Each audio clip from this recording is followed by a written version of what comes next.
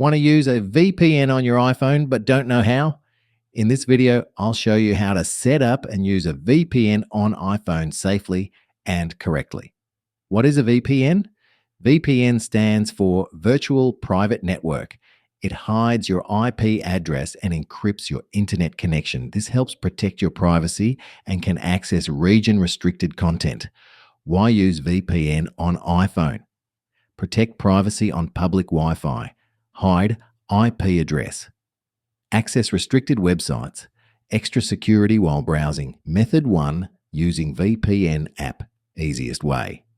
Go to App Store. Search for a trusted VPN like NordVPN, ExpressVPN, ProtonVPN, etc. Download and install it. Step 2, sign up/login. Open the app and create an account or login. Step 3, allow VPN configuration. When you tap Connect, iPhone will ask to add VPN configuration. Tap Allow and enter your passcode. Step 4, connect to server. Choose a country and tap Connect. You'll see VPN at the top of your screen when connected. Method 2, manual VPN setup advanced. Go to Settings arrow, General arrow, VPN and device management, arrow, VPN, arrow, add VPN, configuration.